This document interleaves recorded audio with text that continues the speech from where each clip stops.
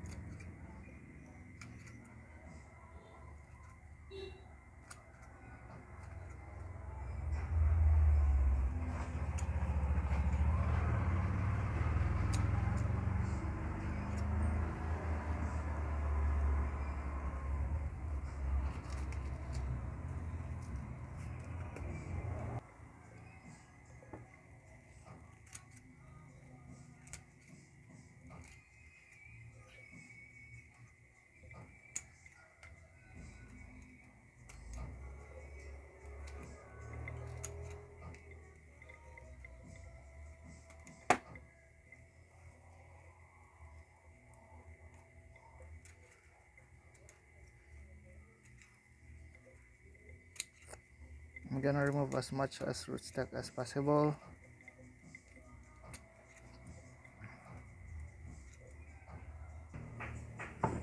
So here we have rootstock is as little as possible.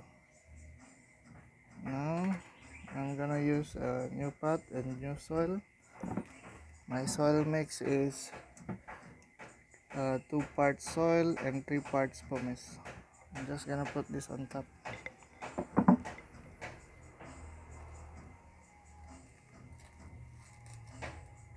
Just like that.